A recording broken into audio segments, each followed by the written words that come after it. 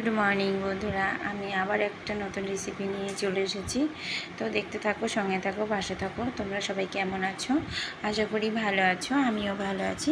তো আজকে আমি একটা নিরামিষ রেসিপি নিয়ে এসেছি। তো দেখো, আজকে যেহেতু একাদশীর দিনের জন্য আমি নিরামিষই রান্না করব।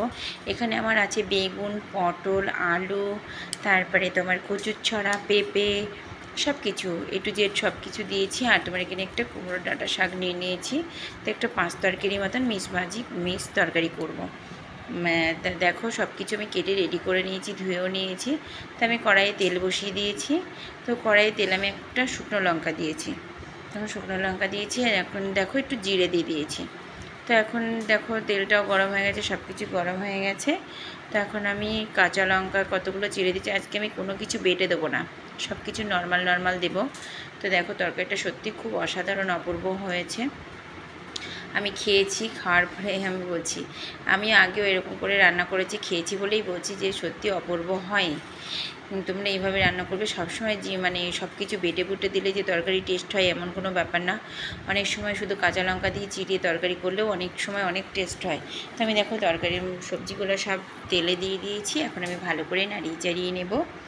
ভালো করে নাড়িয়ে চাড়িয়ে নিয়ে দেখো, সত্যি অসাধারণ লাগে খেতে। এইভাবে সব কিছু মিক্স করে একটা যদি তরকারি বানানো হয়, রেসিপি বানানো হয়, সত্যি খেতেও খুবই অসাধারণ লাগে। তো আমার দেখো এখন ভালো করে নাড়াচাড়া করে নিচ্ছি।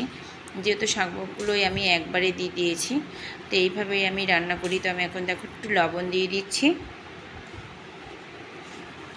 এখন আমি একটু লবণ হলুদ দিয়ে দেবো। লবণ হলুদ দেওয়ার পরে আমি এখন ভালো করে কষিয়ে নেব। তো বলো, কেমন আছো গরমে সবাই? আর শরীর সবার সুস্থ আছে তো? ওয়েদারটা খুব একটা ভালো না, তো তার জন্য বললাম সবাই একটু সাবধানে থেকো, সুস্থ থেকো। আমি সবসময় এটাই চাইবো। আর দেখো, আমার ভালো করে আমি নাড়িয়ে চাড়িয়ে নিয়েছি। এবার দেখো আমি ঢাকা দিয়ে দিয়েছি, আর আঁচটাকে একটু আস্তে দিয়েছি। যেহেতু তোমার সিদ্ধ হওয়ার ব্যাপার আছে, ওগুলো একটু মজার ব্যাপার আছে। তো আমি এখন আবার ঢাকনাটাকে তুলে দেবো, দিয়ে আবার একটু ভালো করে নাড়িয়ে চাড়িয়ে নেব। সঙ্গে থাকো, দেখতে থাকো।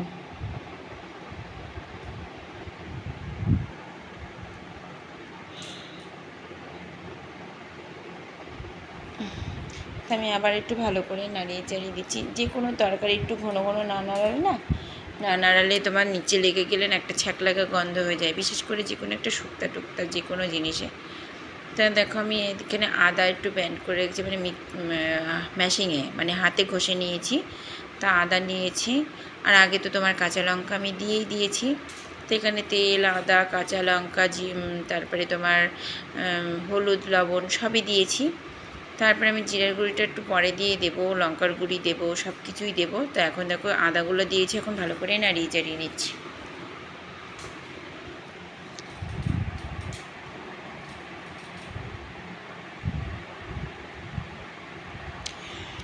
এখন আমার ভালো করে সুন্দর করে নাড়ানো চাড়ানো হয়ে গেছে। এখন আমি আবারও একটু ঢাকা দিয়ে দেবো। ঢেকে আমি একটুখানি আস্তে আস্তে দিয়ে রেখেছি। তো আমি দেখো আবারও ঢাকাটাকে তুলে এবার আমি সুন্দর করে আবার নাড়িয়ে চাড়িয়ে দেবো। যেহেতু ভালো করে নাড়িয়ে চাড়িয়ে বারবার ঢেকে দিচ্ছি, কেননা যেহেতু তোমার ভালো করে নাড়াচাড়া না হলে, ভালো করে সিদ্ধ না হলে, ঢেকে না দিলে সিদ্ধ হবে না। যেহেতু ডাঁটা আছে এখানে, ভালো করে সিদ্ধ করতে হবে। তো সত্যি মানে দেখেই খুব সুন্দর লাগছে।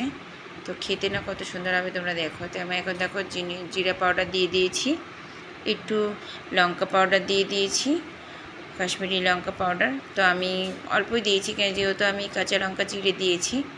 তো আমি এখনকে ভালো করে মিক্স করে নেব। ভালো করে মিক্স করে নিয়ে তারপরে দেখো,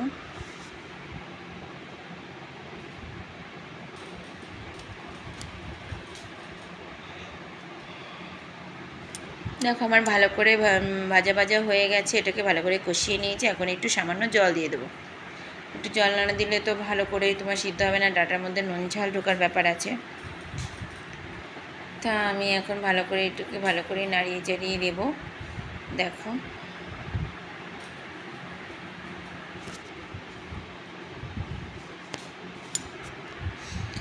তা আমি এখন ঢাকাটাকে আবারও ঢেকে দিলাম। সুন্দর করে একটু ভালো করে, যেহেতু আমি জল দিয়েছি, এই জলটাকে ফোটার জন্য মানে তরকারিটা ফোটার জন্য আমি ঢেকে দিয়েছি। ঢেকে দিলে যে কোনো ঢেকে দিলে দেখবে জিনিসটা ভালো তাড়াতাড়ি ফোটে, দেখতেও সুন্দর হয়েছে তরকারিটা। দেখো সত্যিই অসাধারণ হয়েছে। আমার ভিডিওটা যদি তোমাদের ভালো লাগে লাইক কমেন্ট শেয়ার করে দিও, পাশে থেকো, বেল আইকনটি ঘন্টিতে বাজিয়ে দিও, ঠিক আছে? আর প্লিজ